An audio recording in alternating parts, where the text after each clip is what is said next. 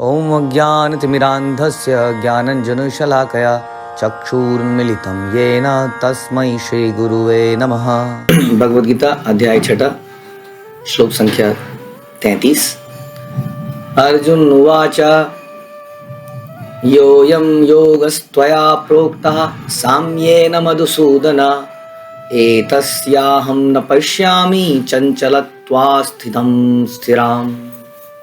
अर्जुन ने कहा, हे मधुसूदन, आपने जिस योग पद्धति का संक्षेप में वर्णन किया है वह मेरे लिए अव्यवहारिक तथा असहनीय है, क्योंकि मन चंचल तथा अस्थिर है। तो इससे पहले हमने सुना था काफ़ी सारे श्लोकों में कि किस प्रकार से भगवान ने पिछले कई श्लोकों में अर्जुन को बताया कि योग क्या है, और मुख्यतः हमने डिस्कस किया कि जो चर्चा थी वो अष्टांग योग के ऊपर थी। भगवान ने बताया कि किस प्रकार से एक योगी को असली योग भी, अगर अष्टांग योग भी करा जाए तो कैसे करा जाए। भगवान ने बताया उसमें बैठने का क्या तरीका होना चाहिए, आपकी सीट थोड़ी एलिवेटेड होना चाहिए, उस पर आपका मृग छाल होनी चाहिए, उसमें कुशाग्रास होनी चाहिए, उसमें बैठ के आप अपने आँखों को अपनी नाक के ऊपर, आपके नाक के टिप के ऊपर आप केंद्रित करें। और इस प्रकार से ये केवल इतना ही नहीं, उसके बाद अपने मन को इंद्रियों के विषयों से खींचें और अपनी इंद्रियों को पवित्र करें और भगवान में ध्यान लगाएं। तो अल्टीमेटली द पर्पस वाज कि हम इंद्रियों को प्यूरिफाई करें, भगवान के में ध्यान को केंद्रित कर पाएं। This was the purpose of yoga. तो इसके कई पहलू भगवान ने पिछले कई श्लोकों में बताए और अर्जुन ने बड़ा ध्यान से सुना। और ध्यान से सुनने के बाद जो व्यक्ति बहुत ध्यान से सुनता है वो हमेशा ये बात ध्यान में रखता है कि इसको अपनी ज़िंदगी में उसको उतारना है, इसको प्रैक्टिकली करना है। और जब वो प्रैक्टिकली करने के बारे में विचार करता है तो उसके दिमाग में कई सारे प्रश्न आते हैं कि यदि मैं ऐसा करूँगा तो क्या होगा, है ना, यदि मैं ऐसा करूँगा तो क्या होगा। जो व्यक्ति हल्का भक्त है, जो रैप्ट अटेंशन से और अपने ऊपर इम्प्लीमेंट करने के लिए नहीं सुनता, उसके जीवन में कभी परिवर्तन नहीं आता है। हाँ, वो कोई बातों को सुनता है, वो सोचता है नहीं नहीं ये पॉसिबल थोड़ी है, ये तो बोलते ही रहते हैं। कई लोग ऐसा सुनते हैं, ऐसा बोलते हैं कि हम लोग जो लेक्चर में बोलते हैं वो सारे नियम कोई पॉसिबल थोड़ी है करने, वो तो लेक्चर में बोलने के लिए है। ऐसा बिल्कुल नहीं है, मैंने कभी ऐसा नहीं माना अपने जीवन में। और ऐसा इसीलिए हुआ कि कई बार हमने ऐसे कई कार्य करने की कोशिश करी जो लोगों ने कहा नहीं नहीं नहीं ये कैसे हो सकता है। हमने शिला प्रभुपाद की पुस्तकों के आधार पर बच्चों को पढ़ाना शुरू किया और उस वक्त कई जगह लोगों का आया कि नहीं नहीं ये कैसे हो सकता है, ये कैसे हो सकता है। और अब उसके इतने सालों के बाद कई लोग उसको सराह रहे हैं, उसमें आना चाह रहे हैं। तो वास्तव में जो लिखा है वो सही है, हमारी श्रद्धा की कमी के कारण हमें उसमें डाउट होता है। हम ये कह सकते हैं कि हम ये अभी नहीं कर सकते, बट उस पर डाउट नहीं करना चाहिए। जो जो प्रभुपाद ने लिखा है वो सब कुछ करणीय है। जनरली आदमी क्या करता है, जो काम वो कर नहीं पाता है उसके लिए वो उसको बोलता है ये थोड़ी हो सकता है। हाँ, जनरली आदमी जब कर नहीं पाता है ना तो वो दूसरों पे दोषारोपण करता है कि ये कैसे, ये नहीं हो सकता, ऐसा थोड़ी है, ऐसा थोड़ी होता है, ज़िंदगी जीने के लिए या ऐसे थोड़ी सब कुछ छोड़ने वगैरह वगैरह। तो कहने का मतलब था कि हर चीज़ जो लिखा है शास्त्रों में उसको करना होता है, ठीक है, और करने में हमारी कुछ अभी कमियाँ हो सकती हैं। तो कहने का मतलब हम ये समझने का प्रयास कर रहे थे कि जो भी प्रोसेस बनाया गया है वो इंद्रियों की शुद्धि के लिए, मन की शुद्धि के लिए, टोटली मन को भगवान की इच्छाओं की पूर्ति के लिए, इस प्रकार का एक जीवन है। इसको करने का ये अल्टीमेट प्रोसेस है हमारा, चाहे वो हम कर्म योग करें, चाहे हम ज्ञान योग करें, चाहे हम भक्ति योग करें। अल्टीमेट प्रोसेस है कि हम इंद्रियों को प्यूरिफाई करके भगवान की सेवा में लगाएं। अब इंद्रियों को जो प्यूरिफाई करने का जो प्रोसेस है वो सबका अपना अपना अलग बनाया, और अर्जुन को जो अभी प्रोसेस बताया गया वो मुख्यतः अष्टांग योग के बारे में बताया गया कि कैसे योगी को बैठना है, कैसे ध्यान लगाना है, कैसे इंद्रियों को खींचना है और कैसे परमात्मा को देखना है। अब ये सब सुनने के बाद अर्जुन, क्योंकि हमने सुना कि अर्जुन बहुत ही ध्यान से सुन रहा था और ये नहीं सोच रहा था कि ये मेरे लिए नहीं है, ये प्रैक्टिकल नहीं है, ये ऐसे थोड़ी होता है, इसलिए अर्जुन ने सोचा कि अच्छा मैं इसको करूँगा तो मैं कर पाऊँगा क्या। अब वो सोच रहा है, सोचिए नाउ अर्जुन इज थिंकिंग क्या मैं इसको कर पाऊँगा। तो अर्जुन ने कहा, हे मधुसूदन, आपने जिस योग पद्धति का बताया वो मेरे लिए तो अव्यवहारिक है, असहनीय है। Very practically this should be the answer.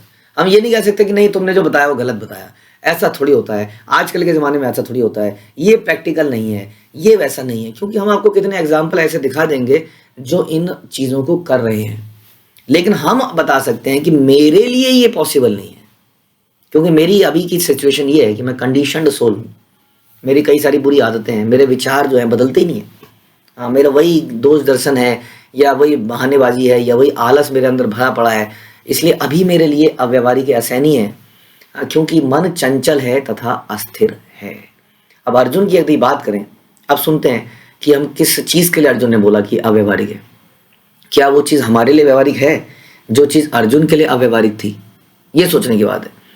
Arjun जानते ही आप कोई साधारण व्यक्ति नहीं है, जिसने कुरुक्षेत्र के युद्ध में वो अकेला ही व्यक्ति ऐसा था कि दुर्योधन की तरफ से स्पेशल इंस्ट्रक्शन थी, किसी तरह से अर्जुन को समाप्त कर दो तो युद्ध समाप्त है किसी तरीके से। हाँ, तो बहुत सारे योद्धा डायरेक्टली अर्जुन के ऊपर अटैक करने पे लगे हुए थे। फोकस वॉज अर्जुन, एक ऐसा योद्धा जिसने शिव जी को भी आनंद दे दिया युद्ध में। हाँ, तो शिव जी ने भी उनको अपने पशुपतास्त्र दिया, और न केवल शिव जी देवलोक में जा चले गए अपने इसी शरीर के साथ अर्जुन। हाँ, और वहाँ पर भी इनको आशीर्वाद मिले, शक्तियाँ मिली, अग्निदेव को इन्होंने प्रसन्न किया। तो कोई साधारण व्यक्ति नहीं था। हमने देखा कि किस प्रकार से उन्होंने एक घूमती हुई मछली की आंख पे बाण मारा, जबकि पानी में उसकी परछाई को देखते हुए।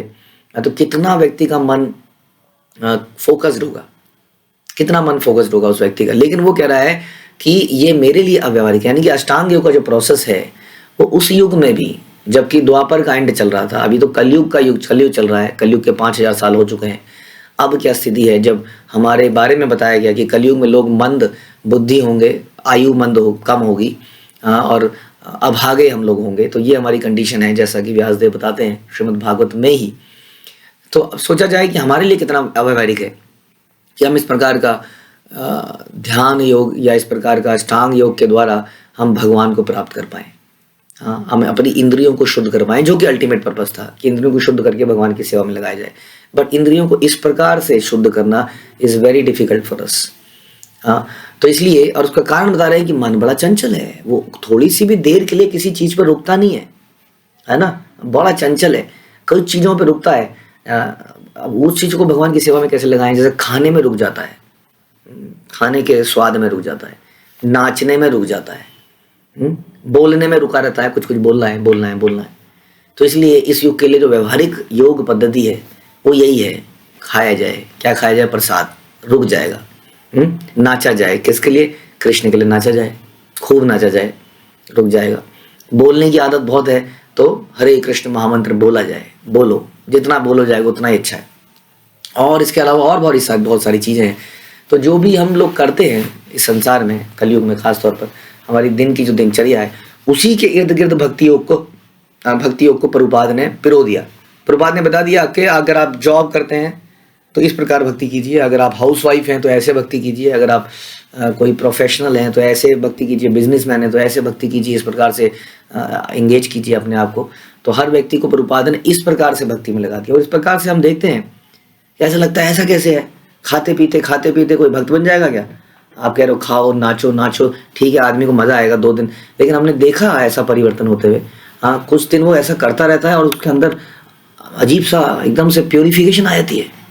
हाँ, और धीरे धीरे उसको आसक्ति भगवान से हो जाती है, और संसार की बुरी आदतों से, व्यसनों से, भोगने की इच्छा से उसकी विरक्ति हो जाती है। जिस भोगने की इच्छा के साथ वो आया था, माना नाचने का नहीं आया था, माना खाना खाने ही आया था, इस्कॉन की फ्री की खिचड़ी खाने ही आया था, या प्रसाद पानी आया था। संडे को कई सारे लोग इस्कॉन के मंदिरों में आते हैं, सेंटरों में आते हैं, प्रसाद पाके चले जाते हैं, लेकिन उसका भी लाभ है, उससे भी इंद्रिय प्यूरिफिकेशन होती है। तो यहाँ पर बता रहे हैं, अर्जुन कह रहा है कि मेरे लिए ये अव्यवहारिक है, असहनीय है, क्योंकि मन चंचल है। मन चंचल है कि नहीं? जब अर्जुन का मन चंचल था तो हमारे बारे में क्या कहना है? आप लोगों ने कभी ऐसा महसूस किया है कि आप लोग भक्तों के संग से दूर गए और आपके दिमाग में कुछ आने लगा? सोचिए, जरा सी देर से हम भक्तों की दूरी में जाते हैं, कोई हमारे दिमाग में डालता है, अरे क्या प्रभुपाद ही है क्या दुनिया में? बस केवल प्रभुपाद ही है और कुछ नहीं है? प्रभुपाद से पहले जिंदगी चल नहीं रही थी क्या? हमारे दिमाग में लगता हाँ चल तो रही थी। तो हम सही हैं या गलत है, इसका निष्कर्ष कैसे निकलेगा? निष्कर्ष से निकलेगा आपकी माला छूट जाएगी। हाँ, आपका खाने पीने की आदतें जो भक्तों के साथ में सुधरी थी वो छूट जाएंगी। आप देखना कि इतनी भक्ति जो आप भक्तों के बीच में कर रहे थे, तो क्या कर रहे हैं? उन एडवाइजर्स की बात सुनकर आप कर पा रहे हैं भक्ति, या आपकी भक्ति कमजोर पड़ गई है? तो सोचिए कितना बड़ा अपराध हो गया हमसे। हाँ, हमने ऐसी बातें सुन ली और अपने विचार में ले आए, हमारी भक्ति ही छूट गई। कितना चंचल है मन कि इतने समय साथ रहने के बाद भी यदि हम थोड़ी सी असावधानी बरतते हैं, थोड़ा सा भक्तों का संग छोड़ते हैं, तो हमारी सारी भक्ति चली जाती है। हमारे मन में अलग अलग तरह के विचार आने लगते हैं। यही बात बता रहा है अर्जुन कि मेरे लिए अकेले में बैठकर योगाभ्यास करना इज लाइक इम्पॉसिबल, क्योंकि मन बड़ा चंचल है। भक्तों के साथ में रहूंगा तो दिन रात चर्चाओं से मेरा दिमाग ठीक रहेगा, ये इसलिए प्रैक्टिकल एप्लीकेशन इज कि हम भक्ति योग करें, जो कि भक्तों के संग में की जाती है। हाँ, ये जो योगा बताया गया इस चैप्टर में, ये इस युग के लिए बहुत इम्प्रैक्टिकल है, क्योंकि अकेले में हमारे हृदय में हमेशा हमारा हृदय इतना करप्ट हो चुका है कि जब हम अकेले में बैठते हैं तब कुछ ना कुछ ऊटपटांग दिमाग में आता है, या जब हम भक्तों से दूर जाते हैं तो हमारे दिमाग में कुछ उल्टी सीधी बातें आ ही जाती हैं, हमें संदेह होने लगता है गुरु परंपरा के ऊपर। इसलिए बड़ा इंपॉर्टेंट है कि हम भक्ति योग करें।